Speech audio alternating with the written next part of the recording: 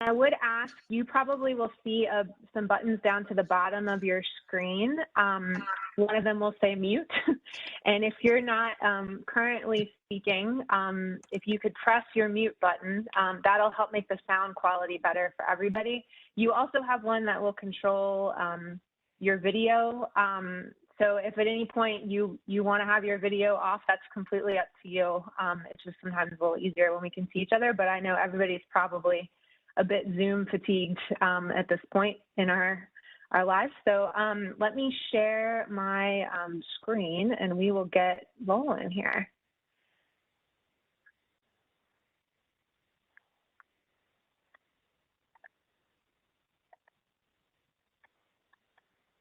All right.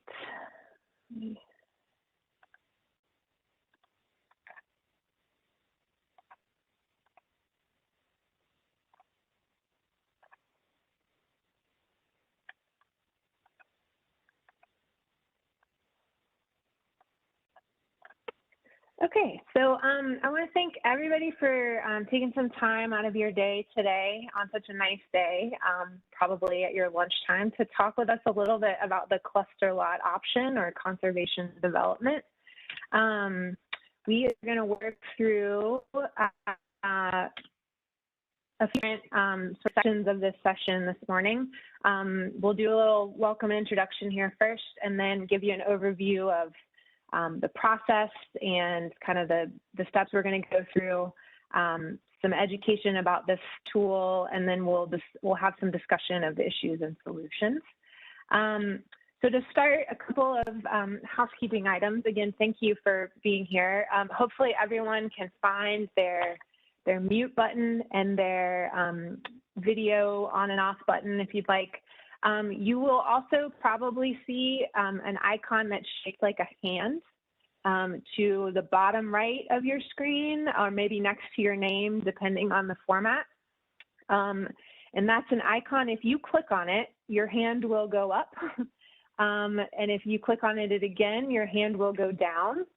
And so if you want to practice doing that now, you can get the hang of it, and that will help folks get our attention if they need to. Great, I see lots of hands going up and down. So if at any point you want to be recognized, you're welcome to raise your hand. You also, in addition to the list of participants that's kind of there on the right of your screen if you're using a computer, you may see a section for chat.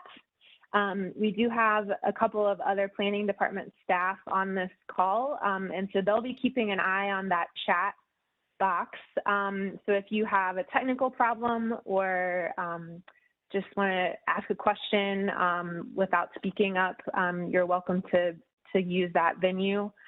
We do want this to feel like a discussion, so we'll try not to have the whole thing happening via the chat, but it's there as a resource for you if you get stuck. And then we also just wanted to let everyone know that we're recording this session mostly so that we can go back and reference your comments if we need to, or if we need to get more clarification on any feedback that you gave us. So that's the purpose, and then it'll be available if you want to reference it in the future as well, just kind of for us to use. So with that, we'll take a moment and let everyone kind of introduce themselves and their kind of neighborhood or affiliation with an organization. And then we're also going to practice with a polling question that that feature of this software that we're going to use during this meeting. So I will start. I'm Shawn Shepard, and I work in the planning department on all kinds of zoning and subdivision related issues, and am currently kind of leading the charge on evaluating our cluster lot option. And so I thank all of you for being here. And then we'll just kind of go around. Anna, do you want to go next? And then we'll move through the planning folks and then the attendees. Sure. Hey, everyone. I'm Anna Greider. I'm also with the planning department, and I work in the long range planning division. So on kind of long range planning projects for Nashville. And I've been helping Shawn with the outreach and engagement portion of this. Definitely not as technically versed as Shawn in the cluster lot option. So hopefully can relate and explain things that maybe are getting too technical. So I'm really glad to be here, and thanks for your time. And I will pass it over to Catherine, who's also with the planning department. Thanks, Anna. Hi, guys. Can everybody hear me? Welcome. Good to see everybody. Thanks for having me. My name is Catherine Herman. I'm pretty new to the Metro Planning Department staff. I've been there going on about 5 months now. I've got a long history of planning in Gallatin, where we had similar cluster lot option subdivisions, but I would be helping on the management side to review these types of subdivisions and these staff reports. So thanks for being here. All right, great. Thank you, Catherine. I see that Mikhail put her hand up, so we'll let her go next. She may not have meant to do that. Sorry, I don't mean to call anyone out. That's a hazard of these meetings. It's never personal. I have to learn how to put my hand down. I'm Mikhail Houghton, Executive Director of the Cumberland River Compact. Thanks for having this conversation. Great. Okay, I'll just keep going, and y'all show up in a completely random order in my list, so there's no logic to this. I think we all see the order differently, but how about Jim? We come to you next. Sure. My name is Jim Redwine. I'm the VP and COO of Harpeth Conservancy. Harpeth Conservancy operates is concerned with not only the Harpeth River watershed in places like Williamson County and Cheatham County, but most definitely in Nashville and Bellevue. And we've recently undertaken responsibilities with respect to the Richland Creek area, and fiscally sponsor the Mill Creek Watershed Association. So all sorts of areas all around Nashville. Great. Okay, and then let's see, how about Patricia next? Hi, everyone. I am currently chair of the Metro Tree Advisory Committee. I've been chair now. This is my 5th year. Formerly, I was a wildlife educator statewide with the Tennessee Wildlife Resources Agency. I'm also involved with the Mill Creek Watershed Association and Friends of Mill Creek Greenway. And no experience with cluster lot options. And I live in the Cambridge southeast corner of the county area. Thank you. Great. All right. Noah, would you like to go next? Yep, sure. You hear me? All right. So yeah, I'm Noah Charney with Executive Director of Radnor to River. And sort of my background is sort of from the science ecology side of things. And a lot of what we're interested in with Radnor to River is seeing ecological landscape and conservation perspectives integrated into planning and of Nashville and sort of other things exactly like what's happening today. So thanks. Great. Thank you for being here. Noni, do you want to go next? Sure. Noni Nielsen, I'm the board president of Nashville Tree Foundation. I live in the West Nashville area, which we're lucky for it to be very green, but it's pretty built out already at this point. And my only experience with cluster lot proposals is Noah's introduction of them at a workshop he held with some of the different conservation nonprofits. I think it's been almost 2 years ago now. Was intrigued by the proposal, but don't know much more about it than what he shared. All right, great. Well, we'll definitely get into it today. Stephanie, would you like to go next? Sure. Hello. I'm Stephanie Biggs. I'm an associate attorney at the Southern Environmental Law Center. Live in South Inglewood and currently working here as well. And thank you for having me. Excited to be a part of this. Great. Thank you for joining us. I think that got everybody who's in at the moment. Hopefully, many of you have noticed a polling question pop up if you've joined us by computer that actually asks you to select something for your experience with cluster. If you see it and you're able to select one of those, great. This is mostly practice for us, so we can use this tool a little later in the session. But this will give us an idea of sort of what folks know or don't about the tool before we get started. And I see most people are finding it. If you don't see it, towards the bottom right-hand corner, there's a series of 3 dots that look like an ellipsis. And you may be able to click there and add the polling panel to your list of participants there on the right. But it looks like most folks have been able to find it. And so we'll let that hang for a second, and I'll then kind of share the results with you guys. But it looks like a number of folks have heard of this type of development, cluster lot development, but maybe don't have a lot of specifics on the details, which is great. A big part of our goals for today are to kind of help build a baseline knowledge of how the tool works for everyone. So with that, we'll move kind of briefly into sort of the process and why we're working on this issue and what we hope to cover today. So the Planning Commission, the planning staff staffs the Metro Planning Commission, and they have asked us to take a look at the cluster lot option, which is a zoning tool in our zoning code, and to kind of work with the community to identify if there are issues with it, or discuss ways we could improve it. And one of the things that we have observed from some of the public comment that the commission gets on cases that utilize this tool is that we have a really broad variety of levels of understanding of this tool in our community. Some people know a lot about it, some people have never heard of it.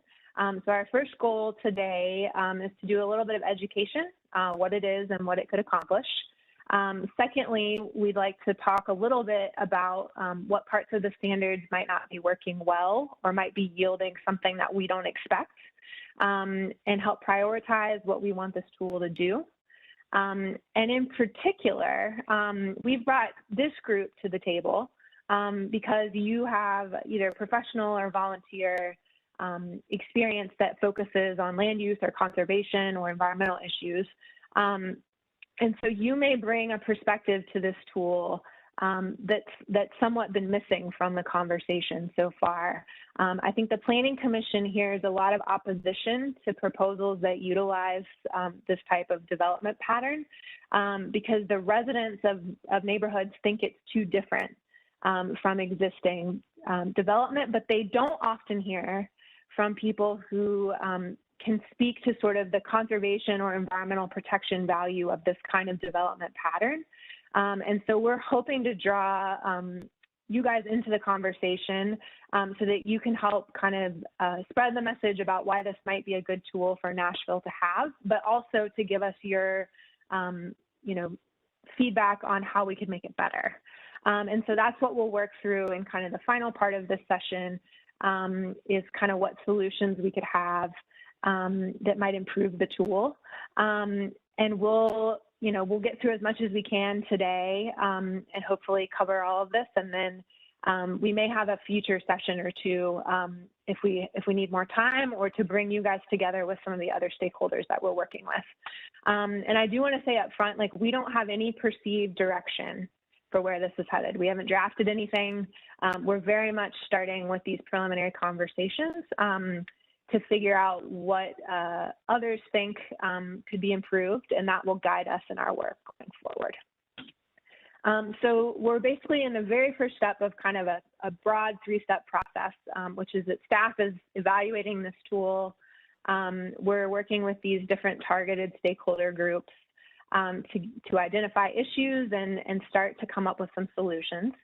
And then after these initial meetings, we'll move into what we think of as the drafting phase. So we'll take your ideas, we'll research them, we'll evaluate whether they're feasible or legally permissible.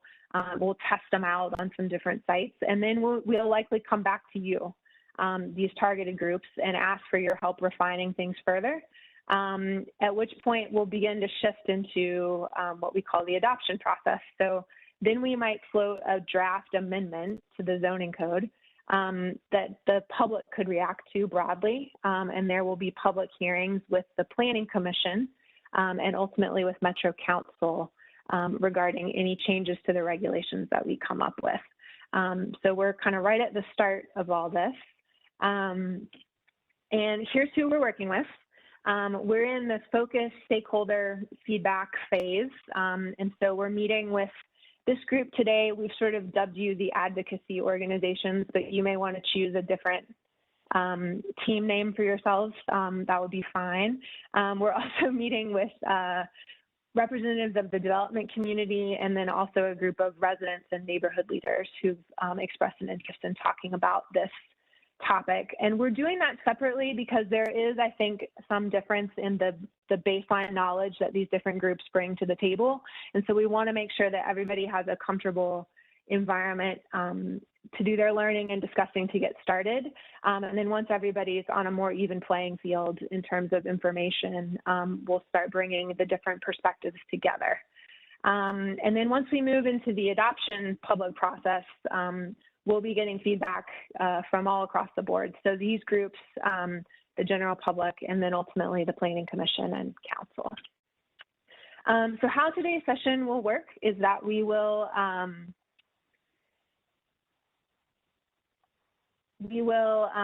some, a segment of information from staff. We'll try to give you enough information to get discussion going without boring you or overwhelming you. And then we will, in some places, ask one of those polling questions like we all just practiced with. And then we'll have some open discussion that's kind of driven by your questions and comments. And then we'll kind of check in before we move to the next section of the presentation and make sure everybody's still on board going forward. So with that, does anybody have any questions or concerns or technical things they want to ask before we dive into the cluster lot option? You can unmute and speak up or raise your hand, or if everybody's good, nod your head yes, and we'll keep on rolling. Okay. Sean, I was just going to mention that I think Will Worrell has been able to join us. So if you want to let him introduce himself just as we did with everyone else. Yes, absolutely. Thank you, Anna. It's hard to see all of your faces in the presentation at once, so always feel free to wave or raise your hand to get our attention. Will, you want to introduce yourself and tell us your affiliation or your neighborhood, sort of what your experience is with the cluster lot option? Thank you, Sean.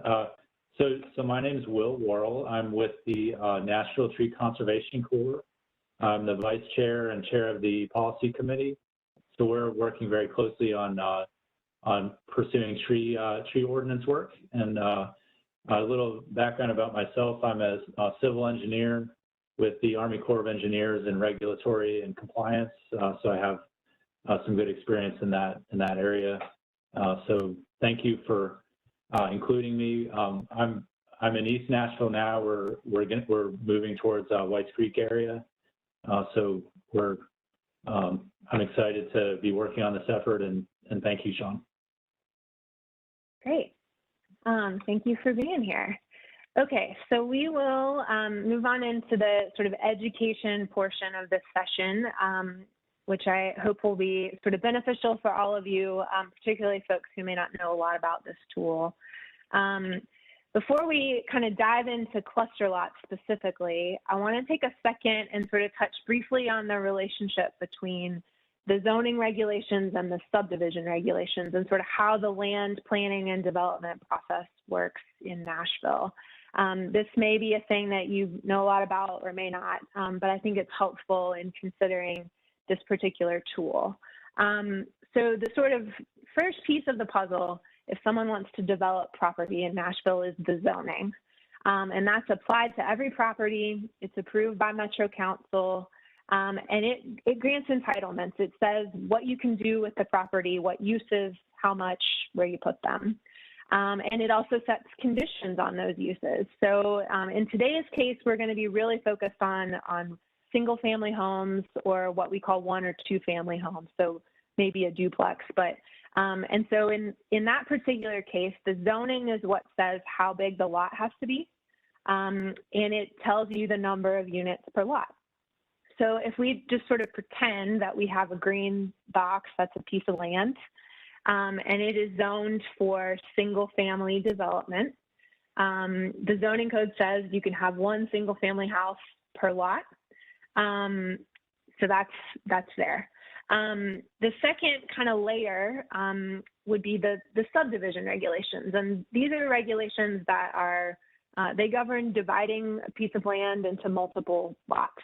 Per state law, subdivisions are approved by the Planning Commission, so they don't get considered by Metro zoning. And the subdivision regulations don't control what goes on a piece of property. They just control establishing a legal description of that piece of property.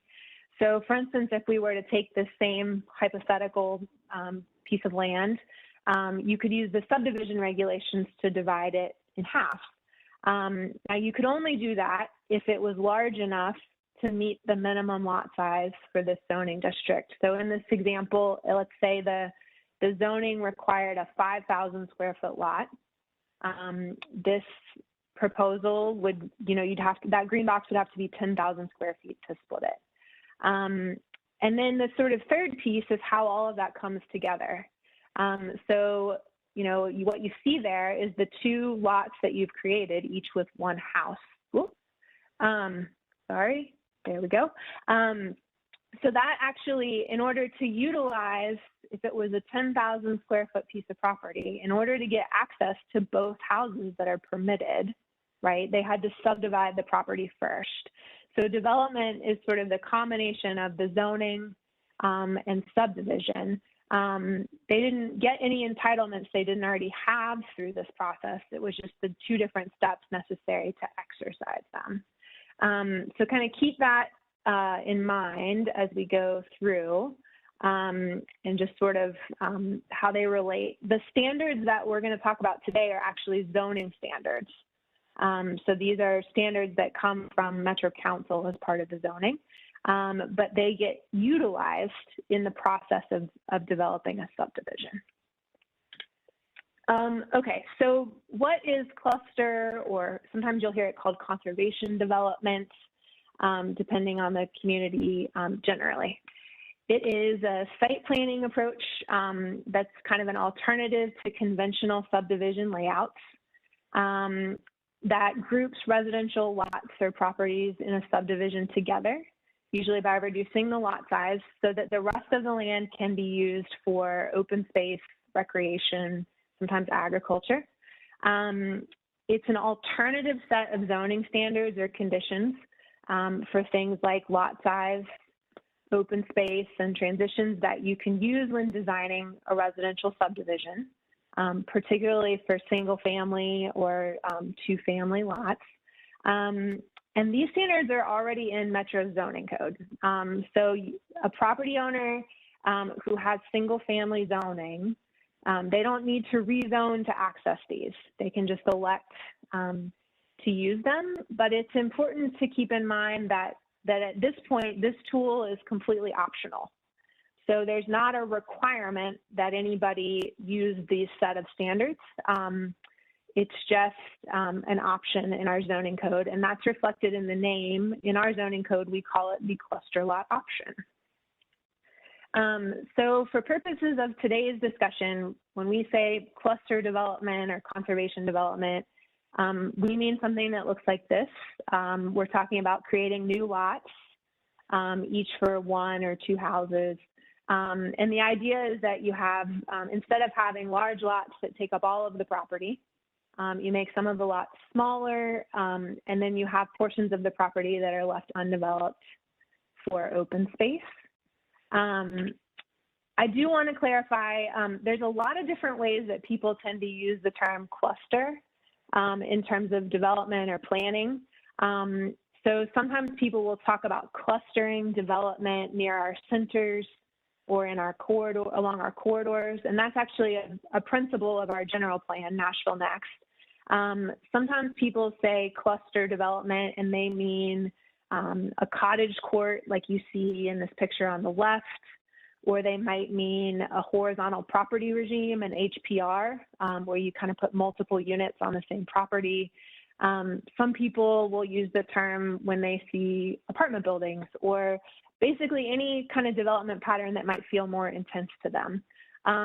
All of those are ways to talk about clustering. But for today's purposes, we don't actually mean any of these. So we're not talking about situations where you're rezoning or doing intense multifamily development. We're just focusing on scenarios where you're creating new single family or two family lots in a residential subdivision. Sean, do you want to just skip back to that, the previous slide with the two, and just talk about how conventional on the left and cluster on the right so folks can kind of see? Yeah, absolutely. So this is an example. It's not from Nashville. It's just an illustration, so it doesn't follow any particular standards that we have. But the idea here is that the development on the left would be a subdivision where all of the lots are the minimum lot size for that district or bigger, right? And so the entirety of that property is now within private lots, including the areas that you see kind of in the dark green, which are tree covered areas. There's a stream through there. So you've got all of those in individual lots, and you've got roads kind of all the way back through the site. And then the right, which would be a cluster conservation subdivision development, has taken that same number of lots, but it's made them smaller so that they can be grouped closer to the front of the site and outside of some of those forested and the area with the stream, sort of better protecting those features. So if you hear conventional subdivision, think about the one on the left. And if you hear cluster subdivision, think about the one on the right. Okay, so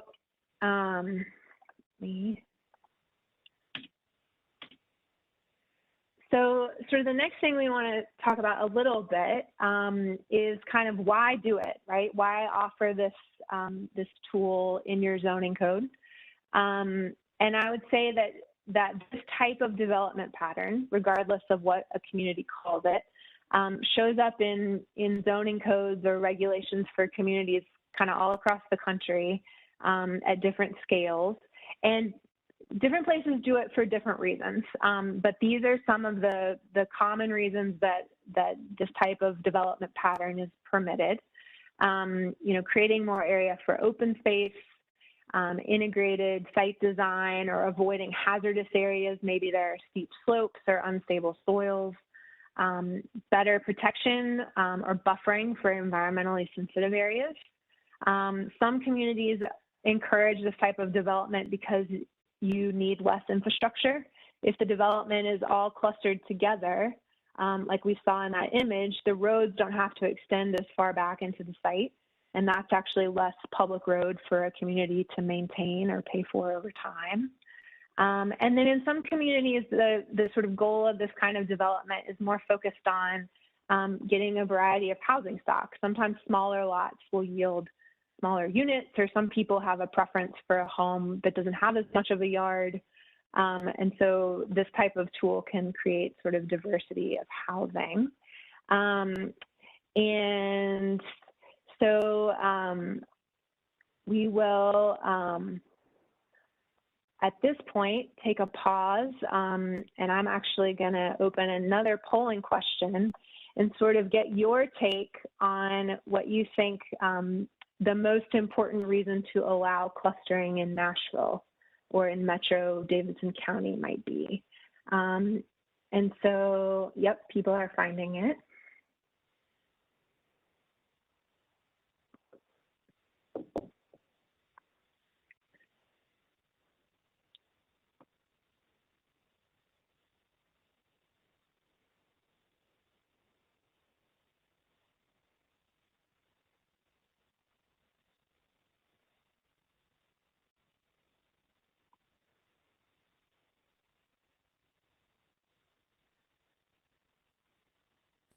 Jim, I see you have your hand raised. Did you have a question? A point of view, a perspective for you already, if I may. Those of us in the conservation community, have grappled with these kinds of proposals over the years in a number of different areas. And the principal concern, or a principal concern that we have, is that cluster lots, agri-hoods, whatever you want to call them, they don't really result in lower density, nor do they result in more open space. In fact, they end up resulting in higher densities. And one of the ways that this happens is that the development community has been allowed to count otherwise undevelopable property, undevelopable acreage, slopes too steep, what have you, in the areas in which they are then allowed to, from which they're then allowed to calculate lot size. And so you end up, in fact, with a denser development than you would otherwise, and violence gets done to the whole concept of a conservation area. Yeah, I think it's great that you bring that up, because that's one of the issues that we see out there. And I think part of what we're going to talk about, hopefully, as we move through this presentation, is the idea that this tool right now in Nashville is trying to do several things at once. And as a result, it may or may not be doing any of them super well. And sort of, we want to get your ideas for how to tweak that. So I appreciate that perspective. And if you don't mind, we'll keep rolling, because I think we're going to come back to that in detail with an opportunity to sort of weigh in on different ways to adjust those requirements. I'd love to hear that, and I think those of us on the line have a number of different sub-issues that could be helpful in this, and we need to see how you're factoring all that in. So great, thank you. Absolutely. Okay, so we got a variety of responses, which hopefully you guys can see. Several for focusing on protecting environmental features, and a few others. We've kind of covered this a little bit with the images before, but just to give you some specifics on how it works in Nashville currently, you have to be zoned for single family or 1 and 2 family, as I've said, and you actually need a pretty decently sized site to get started. You need something that is 10 times larger than the minimum size of the base zoning. So for instance, if you had a zoning district that required a 10,000 square foot lot, you would need 100,000 square feet, or maybe just shy of 2.5 acres, to be eligible for this tool. Now keep that in mind, because one of the things I think we're likely to get into is whether that's enough to do something meaningful. But that's the current threshold. And then, like, as I said before, the idea is that if we pretend that this is a stream and that these little hashes are trees or a steep slope or whatever type of environmental feature you want to imagine, in a conventional subdivision, the layout would be done without regard for those features. And the lots would all be that 10,000 square foot minimum that we mentioned, versus in a cluster subdivision, those lots could be made smaller, thereby leaving this area undisturbed. Now, I do want to note also that in our current regulations, this example uses sensitive environmental features, but there's not a requirement that be what's in your open space or the reason you're undertaking this development. You could also create open space for purposes of a park or a playground or other kinds of open space uses that are less protective or passive. So that's an issue that we may want to get into in discussion as well. And this table probably looks overwhelming, so don't worry too much about the details, but I wanted to highlight that in addition to being a standard for the size of the property, that you need to use this zoning tool, there are also regulations that govern how small you can make the lots, depending on what the current zoning is, and then that address how you relate to the development around you. So they regulate the size of the lots on the edges of your proposed development a little differently than those in the middle. But the rule of thumb in our current regulations is that if you're going to utilize the cluster lot option, you can make the proposed lots up to 2 zoning districts smaller than the one you have. And so on the left, these are just all the single family districts in Nashville. RS stands for residential single family, and then the number is the lot size in square feet. So for RS10, that would be single family with a 10,000 square foot lot. And if you were to use this tool, you could make your lots as small as 5,000 square feet or 2 below. And then the same rule applies if you're zoned for 1 or 2 family. But you don't have to worry about keeping track of all those specifics. We'll sort of, as we take the issues, you can make suggestions and we'll help figure out how they fit with the current regulations or where they belong. So in case it helps someone to see what it looks like in the real world, this is a site in Nashville. This is a cluster development that was proposed and has been approved. I don't want to pick on anybody's project. These were just examples that happened to be done. So this is at the corner of Hobson Pike and Pinhook Road, kind of in the southeast part of Nashville. And they proposed a cluster lot development on this site. It's zoned single family RS10 or 10,000 square foot minimum, and it's about 24 acres. And so they could have achieved a maximum of 88 lots here with a required 15% of the site would have had to be in open space. They proposed 82, and they had about 31% open space, and that's highlighted in the green. So, you know, some of that you can see they were using as kind of stormwater management area. This was not a site that had a lot of sensitive environmental features on it, but they utilized the development to leave kind of more of the area along Hobson Pike undeveloped and to create some kind of amenity open spaces inside the neighborhood. And this is an example on a smaller site. This is in the Donaldson area where they had, you know, about 5 acres and they could have achieved 9 lots, and they did propose 9.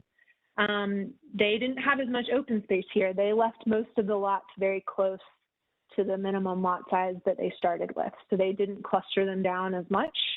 And kind of most of this open space ended up in stormwater features, but that's just an example. Does anyone have questions about what these are or how they work or something that you would like clarified before we kind of move on to more active discussion? I see a couple hands up. Noni, did you have something you wanted to ask about? Yeah, just clarification on the last example you gave, the one in Donaldson, where they really didn't drop the lot size down and the open space was used up mostly for stormwater. So how much of leveraging, it sort of feels like in that case, they leveraged the cluster lot policy to meet their stormwater needs, where, I don't know, I don't know that they really, the objective here was really conservation or green space. They had a stormwater issue that they had to satisfy, and they satisfied that by sort of taking advantage of cluster lotting instead of, I don't know, and maybe that's fine. It just feels like a little bit of an abuse of the policy. Yeah, and I guess my question is, am I understanding this scenario correctly? You are, and I think you're starting to identify what may be a gap in this tool between the way that it is talked about or marketed or like branded perhaps, and how it actually functions. So this is allowed, right? They haven't done anything that's not permitted. But I think you're right to identify that if the stated purpose of a tool like this is supposed to be for creating meaningful open space that protects something, then perhaps this isn't meeting the intent of that tool. And that's actually kind of exactly what I'm going to dive into next. But I don't want to cut anyone off if there's other questions or concerns before we move forward. If I may again, I mean, the slides you showed a couple ago where essentially you incentivize developers to or give them more density in return for their adopting this kind of schema is exactly the concern that we have. You end up with denser development than you would otherwise. Yeah, okay. I think I heard Noah in the background there as well. I have a question, if I could. Mm-hmm. Yeah, absolutely. Could you explain, so we have, the presentation didn't really cover the Nashville Next plan, and we understand that the Nashville Next plan was put together with community input, and as often has more stringent zoning than the current zoning that's in place. And could you explain how is Nashville Next implemented in this subdivision process, and how can it be better? It doesn't seem as if it's really used much. So how, if Nashville Next is saying that an area is supposed to have rural conservation with 5-acre lots, however, we have a zoning that allows for a house every half acre, how does the Nashville Next interface with these type of subdivision proposals?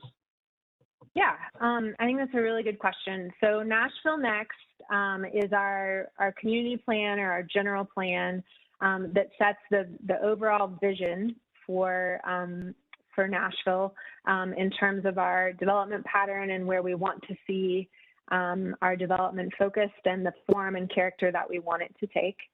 And it does set out in the different community plans for the different areas of the county, sort of guidance for what form and lot size and types of development the community would like to see in the future. But it's a guidance document, it's a policy document. And so it in and of itself doesn't govern how a site is developed. What governs how a site is developed is the zoning, which I think you're correct to notice in many cases in Nashville was applied in the 70s or sometimes in the 90s and is not always in sync with the vision that the community put forward in Nashville Next. So in a lot of cases, we're dealing with maybe a Nashville Next policy that would suggest we should have larger lots or more conservation of open space or other ideas. But the existing zoning in those parts of the county may already permit quarter-acre lots or even smaller. And so there's no requirement. The people who own that property can propose development consistent with their existing zoning. We would only evaluate against Nashville Next if the zoning were to change, if they wanted to propose a change. Now, there are some additional requirements in our subdivision regulations for properties that are in a rural policy area that do try to protect open space first and sort of govern the layout of the lots so that they are not as visually impactful from rural roadways. But again, the density is still a function of the zoning that's already in place. And so sometimes the density is more or the lots are smaller than the plan might call for. Does that get at your question? Yeah. I just wanted to have. I think that was useful for the group to kind of hear that as we move forward. Thank you. Yeah, and this is, this is a concern that, has to be taken account of going forward. We encountered in commenting on and reviewing the situation with the South Harpeth Farms development and the South Harpeth River area and the Bellevue area, where actually the planning department did a very nice job of calling out the fact that the proposed plan violated the Nashville Next plan for the area, but nevertheless, it was overridden by the Metro Council. And the if cluster lots are going to find more acceptance, there needs to be a clear compliance mechanism with the general plan. Yeah, and I think, that's one of the challenges, is certainly that the planning staff and the planning commission are just recommending bodies. Ultimately, zoning decisions, Metro Council has the authority to make those. That example that you mentioned was actually a specific plan zoning, which is a little bit of a different tool than this. But they use that specific plan zoning to kind of access the smaller lot sizes that we're going to talk about here. I do think we can kind of slide into the next section, unless anyone has kind of Sean, an I think education question. Yeah. Noah still has his hand raised. His So hand up. Sorry, I don't mean to derail you. I just want to maybe you're going to go into this. This is really, really great. Just so I understand, how is, is the requirement just that they make the lot smaller, or how are you define, is there also something technical about where they put them? Like, how do you decide whether it's actually a cluster? Like, maybe you'll tell us now, but that's my question. So we can work through it, but in general, there's not a standard that dictates like location or configuration, if that makes sense, other than the size of the lots. And I think that's actually one of the things about this tool that may be lacking in terms of its ability to meet our intent or our goals for meaningful open space. And I'll sort of use the term meaningful open space as a generic way to say that is achieving whatever we mean for the open space to achieve. And depending on your focus, you may have a different perspective on that, right? Some of you are very interested in tree protection, and so you may consider meaningful open space to have sensitive forests in it versus I expect that some of our resident stakeholders may consider meaningful open space to be more like, can I walk there and play there with my children? And Nashville ultimately needs both kinds, and it may be in different locations. So that'll be part of the conversation as well. But I think these are all really good questions. In some ways, you guys are a little ahead of us in thinking about it, which is great. I know some folks were like, I'm not familiar with this tool, but you have already kind of zeroed in on the next part of the conversation, which is where are we seeing gaps? And this is exactly the kind of feedback we were hoping for. So we're going to start by highlighting a few issues that we've heard about or we've identified. These are mostly coming from public comment to the Planning Commission when one of these is proposed. And we do want to keep in mind that public comment is not always a complete indicator of what's going on. So sometimes you get a ton of opposition to something, but it's actually working exactly as the community intended for it to, and that's okay.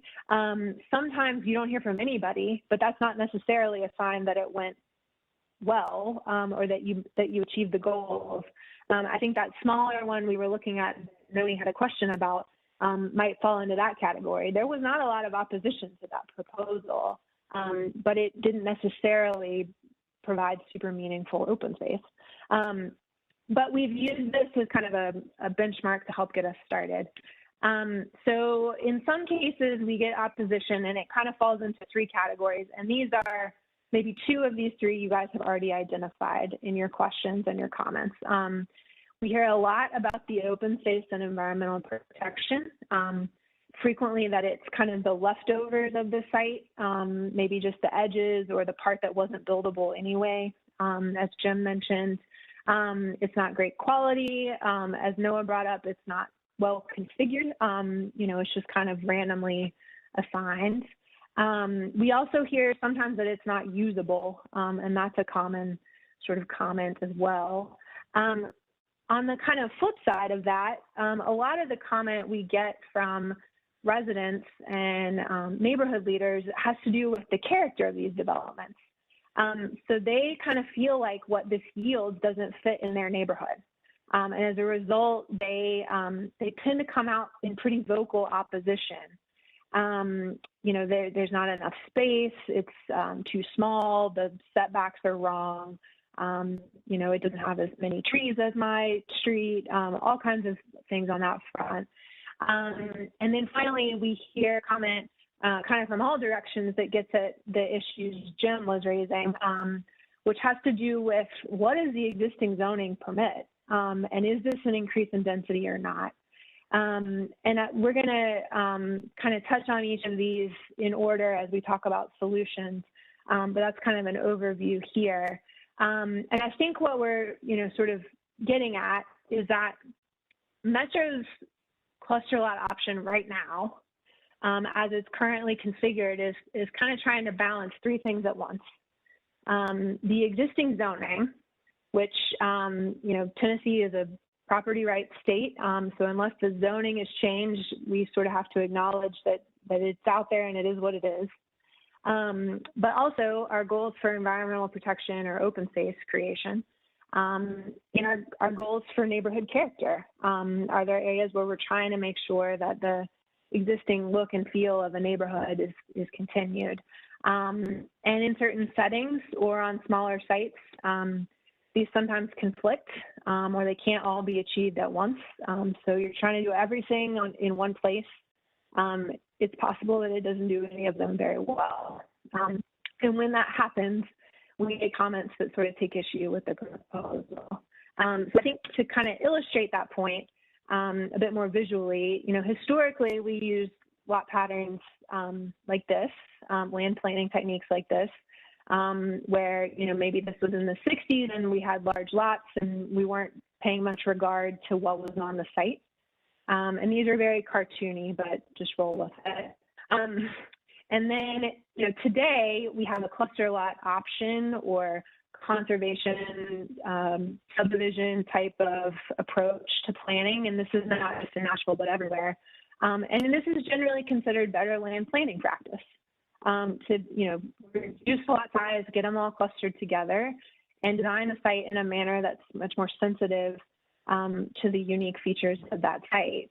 But I think what we run into a lot is when you start to juxtapose these next to each other, and ignore that the streams are all over the place. Maybe this neighborhood has a lot of springs, and they're all going out from one place and stopping. But the idea is when you take a pattern that's like what's in the middle and you put it in next door to these existing older lot patterns that maybe weren't so sensitive, it looks foreign to people. It's a different development language and they sort of come out in opposition. And so we think we would anticipate that, as sort of conservation focused professionals, you might agree with us that the sort of version in the middle there is a better overall pattern, assuming we can get it calibrated right, than the rest of this image. But the way it's currently structured, I think it kind of has two problems. It has an image problem, right? Folks don't really understand it.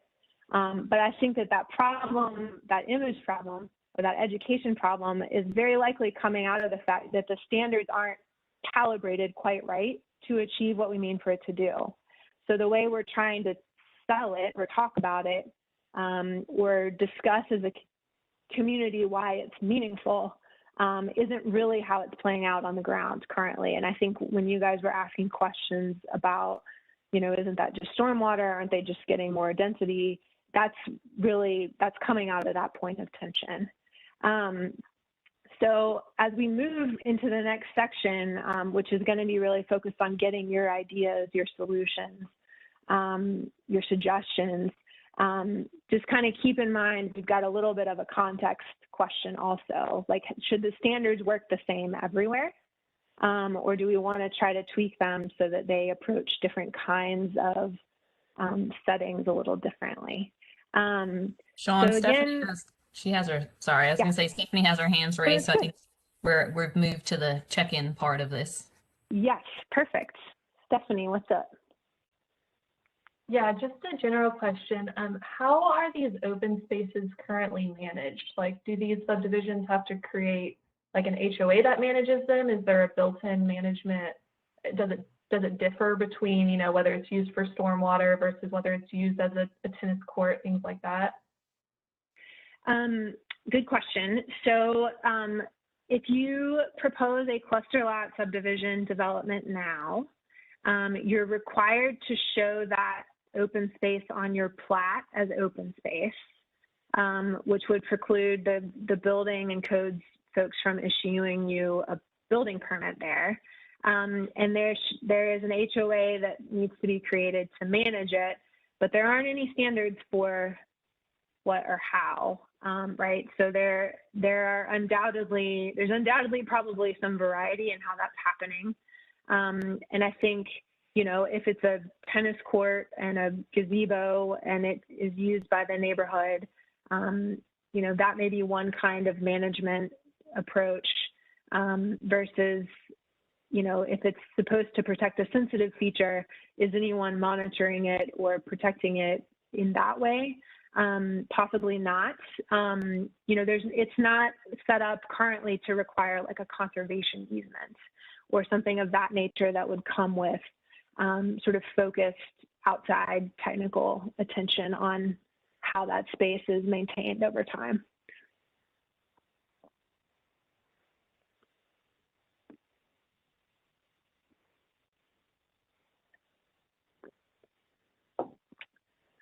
All right. So as we go through the next section, I think what's going to naturally come out as we start debating or talking about potential solutions or ways to address these challenges is that we may identify some more issues. But if anything else comes up, you know, feel free to bring it up as we move forward. But we're going to come back to kind of each of those categories in turn and get your thoughts on how we might address them at a high level. So I'm looking, and I don't see any more hands at the moment. Do you see anything else in the chat we should have? Oh, Jim's hand is up. Yes, Jim. Oh, you need to unmute, Jim. I think you're on mute. I said my apologies here for you keep calling on the same hands. A couple of things. You know, one of the things that I think you know, we would certainly like to see in this is some recognition of some discussion, some consideration of the economic value of open space. Cumberland Region tomorrow, in connection with the Baker Center at UT, did you know, quite quite a fulsome study a couple of years ago. I don't know if you have factored that in yet to your thinking on how lots are configured or not. I'm certainly happy to pass that that work on to you. And yeah, I guess when it, you know, if we're talking about mitigating some of the impacts of some of this, you know, I'd like to hear some discussion of, you know, how, you know, stormwater controls, permeability or impermeability requirements, riparian buffers, all figure into the requirements for something that is otherwise going to allow for a denser development than would otherwise prevail on that particular piece of property. Sure. If you were willing to share the study, please do so. That would be a good resource for us to look into as we kind of go forward. I think so. In terms of the stormwater requirements or protections, any development using this tool would still have to meet those. I think you're probably right to raise a question about to what extent are they doing anything beyond those with this tool. Or to Noni's point earlier, is it just a way to create an area to accommodate those stormwater requirements? But we can come back to that. And I think that's a good thing for us to get some more information together on. Noni, did you have a question? Well, more a comment, and I'm probably just going to betray how cynical I can get about these topics. It feels to me like this is all going to come down to the city or, the Nashville citizenry's goals for this, and the builders or the people who choose to use the cluster lot option, what their motivation is, and whether those two things are aligned. And I would be, like I said, this is where I just get super cynical. If you went back and pulled a sample of when the cluster lot option has been used over the last, let's say, 5 years or whatever, and you went out and inspected those sites and really looked at them and said, all right, what was achieved by using the cluster lot design here? I think you would find that the developer was able to get more sort of buildable lots out of a lot that had either a steep spot or a wet spot or something like that, that they were able to game the system basically and they were able to extract more value from that lot in some way, either with more development or by solving a requirement that they were going to have to do on the site, like stormwater or something like that. I would be shocked if you found a single example where you felt like the motivation was genuinely conservation oriented. And so I think that's just going to be the biggest challenge is, making sure the objective and the use are aligned. And I would love to be proven wrong. I'm like, someone please accept this challenge to go out and find where this is actually accomplished the goal we're all interested in. The only place where I could maybe think that it's been done, there's a development on Granny White Pike right across from kind of near the road that you go up to the Dyer Observatory across from Richland Country Club. They really have used it as a marketing tool to talk about how much of the property they left wooded, and they really concentrated the homes up front, things like that. They've leveraged that, like as I said, as a marketing tool, and these are multi-million-dollar houses. Whether the lot got really steep up behind the front and that was really the motivation, I don't know. But like I said, someone please accept the challenge and bring me lots of examples of where there were lots of good deeds done, but I'd be surprised. Yeah, and so we actually have looked at the last 4 years. I don't want to presume any outcome of this process, but or suggest that we're cynical about it either. But I think that the way the tool is drafted currently, the current standards are allowing a lot of what you're describing, and they're not yielding a lot of truly meaningful use, right? So I think that actually segues us quite well into the next section, which is that we very much want to get your ideas on how to fix it, right? And if I could just say one more thing kind of on that, I wonder if it starts with branding. Calling it cluster development instead of calling it conservation development. If we drop the word cluster and really focus on this is about conservation development, it might just change everyone's attitude about it, the neighborhood and people like that. And maybe the developers and the people who are really digging into the policy will know it's a cluster by another name, but you might get better support in the community. I also think cluster houses, cluster lots, whatever, the second I hear that, I think of every 1970s HPR, high density development in Green Hills. And it's not something that I don't aspire to live in a neighborhood with that character. I don't think it has a good connotation. So I think you rebrand it to start with.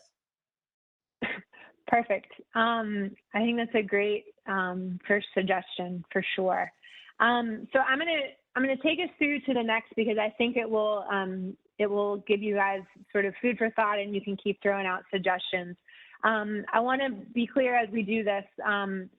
You don't need to feel responsible for coming up with the right number today. If you have a right number in your mind, that's great. Or figuring out how this is going to work on every site.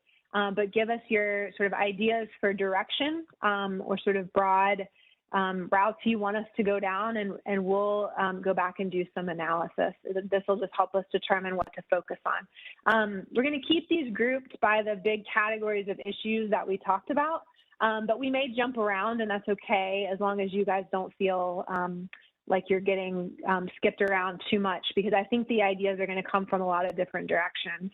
But, you know, if we wanted to start by trying to focus on this issue of the open space itself not being meaningful, you know, how might we address that? And just to get the ideas flowing, we could talk about the amount.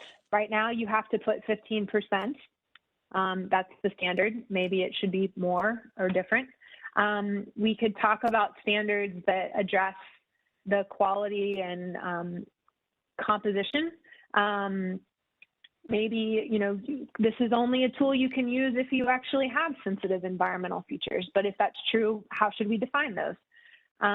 We could specify what you could count towards that open space requirement or not. For instance, maybe we say stormwater facilities don't count towards the percentage. You can have them and they can be in open space, but that doesn't get you to your minimum amount. Or we could do what we do in the rural subdivision regulations and require certain features to be kind of protected first before you proceed. And then the other kind of category that we thought of just to start is things that get at configuration or location. So these were some of the questions that Noah was asking. I think he was thinking about the lots, but this is sort of the inverse, right? Does the open space need to be in a certain part of the development, or should it be contiguous to itself or have certain minimum dimensions? So these were kind of some big buckets that we threw out.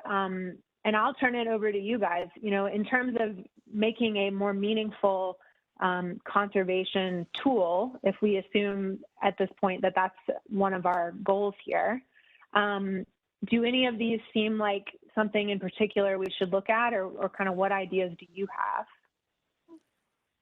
Well, can I go? Yeah.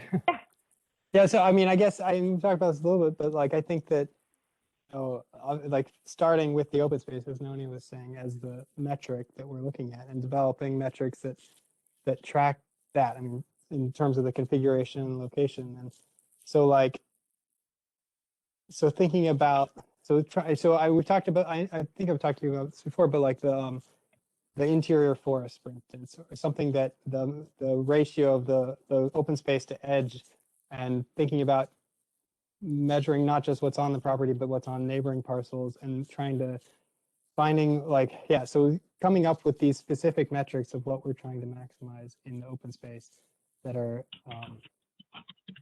going to quantify what is contiguous, what is functioning, what is the habitat, and what is the broader landscape context, and then saying like, if the default zoning would end up with this left over, and then if you cluster the conservation, you can have this. And if that's, I'm just blabbering here, but no, that's great. And I have some pictures. I was just giving a talk on this to my class. If you want the images, like literally an hour ago, I was teaching about this. I mean, if you guys have images or sketches or calculations or ways of thinking about this that you've done in your personal work or on your personal time, and you want to share them with us, that's great. I think one of the things that's challenging, as Noah mentioned, is there's a lot of different ways that you could quantify or define. John,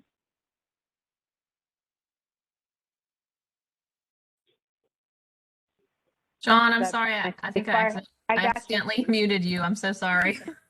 It's okay. To make sure we're all awake. Nope. I thought I had bumped my space bar. Thank you, Anna. I think one of the challenges in coming up with standards, right, and developing them, is that there's a number of different ways you could quantify or measure. And some of those, depending on the goal, can get quite technical. If you're trying to account for what's on adjacent properties or sort of piece things together over time for like a corridor of, wildlife movement or something, how do you capture that in a standard that, one property owner could apply? And we think about that in a broad way, but we would welcome if you have technical expertise in how to approach that. Please feel free to share. Cool. Hey, Sean, this is Will. Yeah. I think this kind of buckets of ideas are I mean, they're mostly all similarly good ideas that I think are worth looking into further. I would add just a couple kind of things along these lines, high level stuff. I think that areas that are protected, I think that there should be some consideration of a conservation easement or a deed restriction in areas of natural open space that are going to be counted for this, and also associated with that potentially clear cutting restrictions in if the area qualifies as a kind of naturalized zone that's being kept intact, because right now there's nothing to stop anyone from just clear cutting everything, even if it's called open space. So I think having some of these areas, if it meets a certain criteria, be required to have clear cutting restrictions and conservation easements, I think would be very helpful.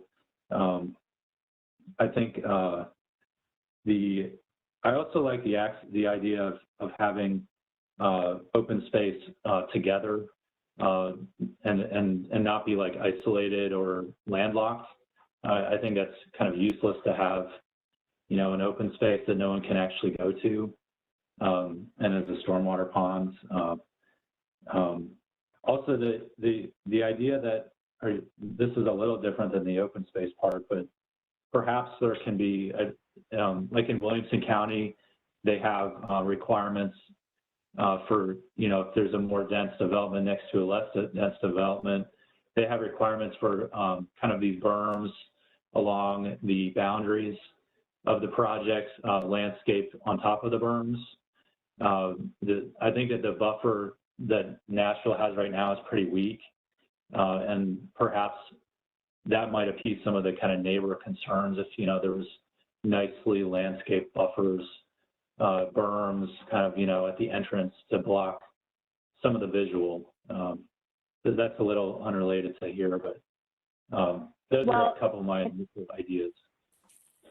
Yeah, no, I think those are good suggestions. I skipped slides on you guys because I thought the berm, we had sort of come up with that from the flip side, which was thinking about the neighborhood character. So I think that's a good idea.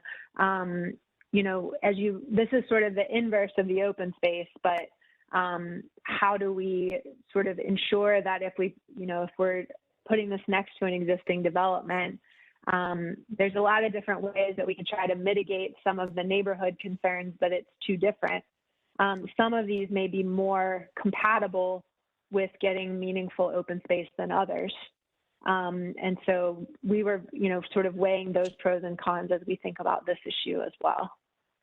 So can I, and maybe this is already happening, but I guess, and think about your question about like, how do we define all the different goals of like, in response to what I was saying about the open spaces, starting with that. I mean, I guess, is there, if we just defined, and maybe there already is, but for all of Nashville, like what are the, just for conservation features, like in a layer or two of like, what are the core conservation features at a high pixel resolution, right? Across Nashville, and say, this is what conservation means, is protecting the things on this layer. And we all weigh in and like agree on, and there's some whatever sense of it. So we know actually what is high quality conservation areas because it's already mapped and that's defined. And then if you want to, so I'm starting with that as one place. I don't know if that's already done. So, and then perhaps like targeting this type of development would be appropriate in areas that are mapped that way, but maybe it's not a tool we would try to use in other settings. Or did I take that, put words in your mouth? I guess what I'm saying is that like we have a wall-to-wall map of Nashville of like the conservation areas that are like a 10-meter pixel or whatever, and anytime anyone proposes a cluster and a cluster lot, like, and they say, oh, we're going to have open space left over for conservation or whatever, it has to be mapped as such as a high priority for within this layer already, and it has to preserve it in such a way that it remains high quality if we apply the metrics that we use to create it. That makes sense. Yeah, it does. Sorry, if I on that topic, I think maybe Noah, you're talking about. So we have the rural subdivision. I'm looking at it now. It's called the rural character subdivision that is applied to areas of Nashville Next that are designated as rural, and those are more stringent than the cluster.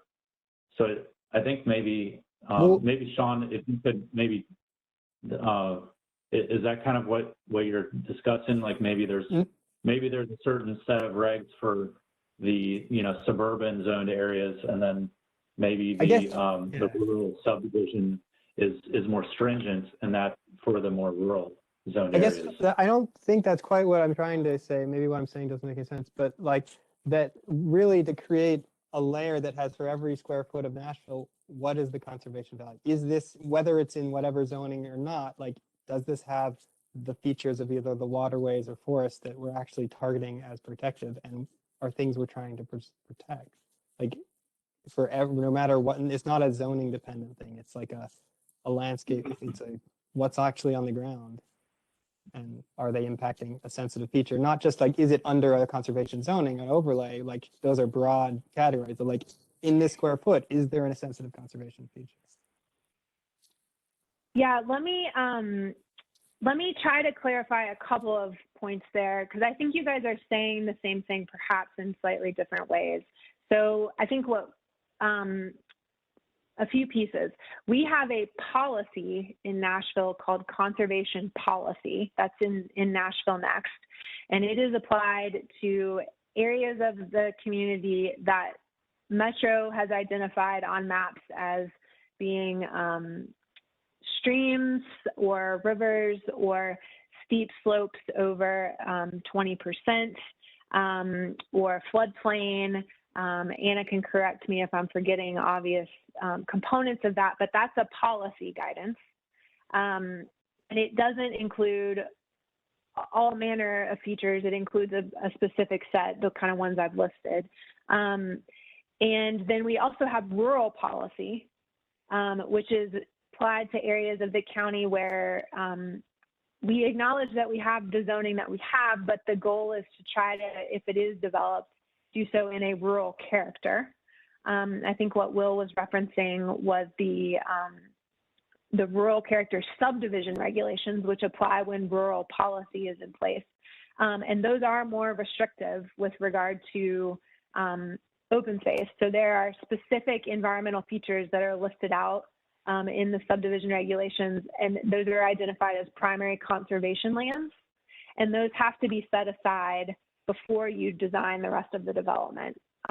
So that's probably more what many of you may be familiar with as kind of a conservation subdivision type of tool. And that already exists in our rural areas, and we're not actually proposing to alter that here. This tool is primarily used currently in our suburban areas. So it gets utilized most often in areas of the county like Antioch or Cane Ridge, or sometimes around Bellevue or in Madison, areas that often have, maybe some areas of sensitive features, a stream or slopes or some forests that haven't been disturbed, but not necessarily the same areas of the county that are in our rural policy, which kind of includes the West and the Northwest, that is very hilly and forested. And, you know, so I think one of the kind of questions here is, you know, we have a tool that addresses our rural areas. Can we improve the quality of our developments in kind of our more suburban settings so that they accomplish better protection where we need it? And maybe that's where sort of Will's question and Noah's question fit together, is that you know, if we had a map that sort of laid out where all these features exist on the ground, then we'd have a set of standards to, you know, allow this kind of development, and we could really compare if there are meaningful features on that site or not when it's proposed. I don't know if I like addressed everyone's questions or summarized that well, but those were the what I thought I was hearing from kind of those questions. Seeing some nods. I think so. Sean, I guess what I would hope is that we could. There would also be that the planning department would also look into updating the rural character subdivisions as well, while this kind of process is undergoing, you know, debate. I think that the rural conservation subdivision regulations are applicable to the most intact, forested, ecologically sensitive areas of all of Nashville, and those areas are at very high risk. So I guess my suggestion and hope is that as part of this, we can look at the rural character subdivisions, increasing protections in those areas, while also simultaneously looking at the cluster lot provisions for the more suburban areas as well, while we're kind of at this process. That's what I would recommend, to have a better coverage of multiple areas in Nashville, to have wider benefits as well. Yeah, I think part of the challenge is that they're totally different parts of our regulations. So this is a zoning tool versus the rural character regulations are a subdivision regulation. I think at this moment, we're going to stay focused here primarily, although we'll have an eye to making sure that any changes we make here don't harm the intent of the rural character regulations. That was a really robust and complex public process in and of itself. And it's possible that if we try to bite it off all at once, we may not get enough traction to make progress anywhere. So I think we want to be careful how much we take on, just given our staff resources. Although I hear you, those resources, those areas are some of the most sensitive, and making sure we have tools in place for all of it is critical. I want to be respectful of people's time. We're coming up on 1 o'clock, and I think probably that was what we sort of advertised as our wrap up for today. We could take a couple of different approaches. I can click through the next few slides to give you guys something to think about after this meeting, and then we could come back together for more discussion on those issues. Or I can click through them and you can send us your thoughts by email, or we can put together kind of some survey questions for you to give us additional feedback, or we could do both. But I want to make sure that everybody, you know, feels like they're getting a chance to weigh in, feels like you have the information you need, and that, you know, we can have more conversations as necessary so that this doesn't get rushed. What would folks feel comfortable if I go through the next few as an overview to give you something to chew on, and then we can come back to additional discussion in the next session? I'm seeing some nods and some thumbs up. Okay, so these were kind of the categories that we thought about related to open space, and we've had a lot of different kind of suggestions and directions here. And you got to all my questions. So the next sort of bucket had to do with the flip side, the neighborhood character. And actually, these are just images of a conventional subdivision that happens to be right next door to one that was done using cluster. And so, that was some of what we hear, is the difference between those two. And so we had thought a little bit about, is it that you need a larger piece of property to start for this to work well, for you to transition well and do open space? Maybe in an infill area, this isn't the right tool. And we need to be thinking about that differently. Is it that we don't need to permit the lots to be as small? Maybe you have to keep them larger or wider.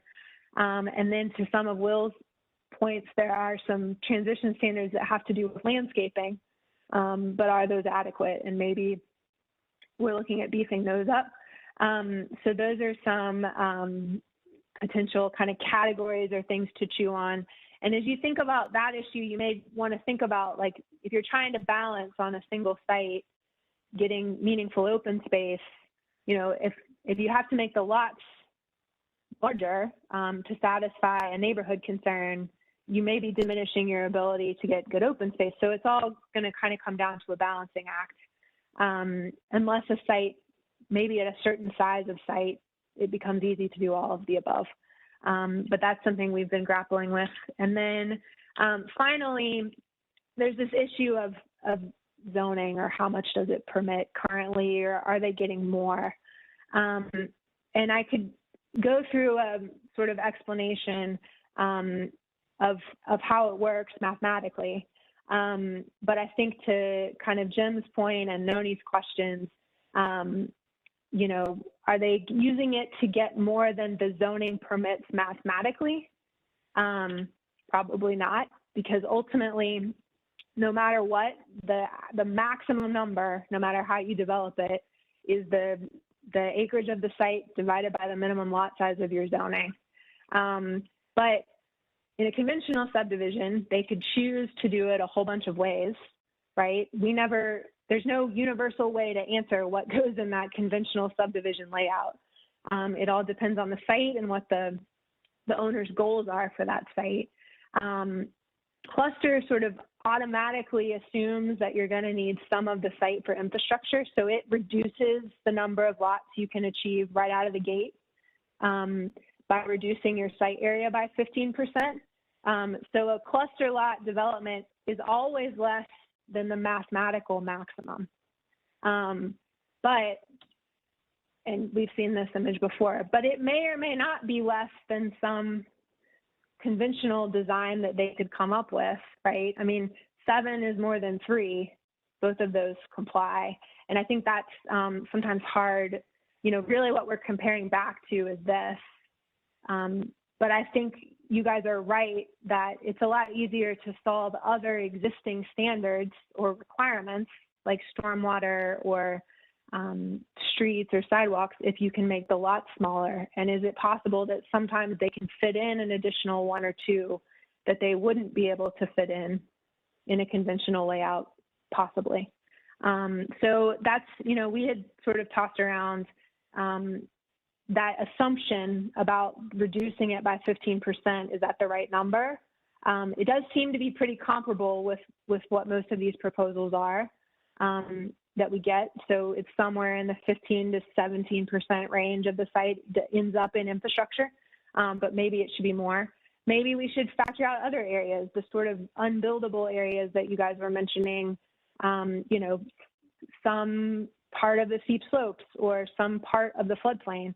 You can build in those areas under our code currently. They're not prohibited, but you may not realistically be able to achieve as much. So some communities take that approach. Some places say you take the open space out first and then you calculate your yield. That's a bit more restrictive.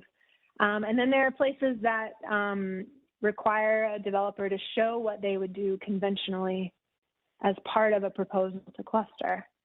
But I think, the thing we try to keep in mind here is that this tool is an option right now. And we sort of, assuming that we get it calibrated the way we want, what we're saying as a community is we're okay if you can more fully utilize your zoning allowance. because we think the cluster layout is better than any of your conventional ones, even if it includes 1 or 2 more lots, right? We've decided that we think as a community that that open space is worth it. So I think it really comes down to, we don't want to be so punitive that nobody will use the tool, but we also want to make sure that the open space is really worth it. So those are the kind of ideas we're grappling with there. And I think what we'll do is we'll digest some of what we've heard from you guys. And we may kind of do a combination of sending you some additional questions that you can respond to on your own time if you'd like, or kind of outside of this session. And then we may schedule a follow-up if you guys are up for it, so that you can discuss a little more with us and with each other, you know, after you've had some time to digest. Yeah, Anna, you want to jump in? Just a question in the chat about whether we'll be sharing the PowerPoint or the recording following this meeting. And so just wanted you to answer that. And I think Michaela may had to drop off earlier, and so we might want to share it with her as well for what she missed. Yeah, we can definitely share the PowerPoint so that everyone can reference it. And then we will, it takes a couple of days sometimes to get the recording, because they do some cleanup and editing stuff just so it's like in the right format. But when that becomes available, we can circulate that as well. It's just a video file that you can play using whatever part of your computer or whatever software you have to do that. And, you know, feel free, if you have thoughts or questions, you can always reach out to me directly. If something comes to you in the interim before we've followed up with you about the next session or some questions, don't hesitate to send it our way. Resources that you may know about are great. If we were going to do another meeting like this, which it sounds like folks are open to, do you like the lunchtime slot? Is there another time that's better? Any thoughts on that? I can send an email that asks what people think about that as well too. But and while people are mulling on that, we will be keeping a copy of the chat as well. So I know quite a few people were adding comments in the chat. So some of us are more comfortable talking on WebEx, and some would rather kind of digest and then reach out afterwards. So either way is fine, but we will have a record of the conversation in the chat as well to keep up with. And so we may reach out with any follow-up questions or clarifications. And as Sean mentioned, we're doing similar sessions with neighborhood leaders and with the development community as well this week. So thanks very much for your time. yeah, we really appreciate everyone making time for us. We know you have a lot of other things you're responsible for, so this is it's useful to us, and we're grateful for you being here. And if you have questions, let us know. And if not, we'll follow up once we get through the sessions this week with the next steps and some additional stuff for you to react to. And I'll try to get you the PowerPoint right away while things are fresh. All right. Great. Great. Thank Thank you. you. Very good, productive session. Thanks, everybody.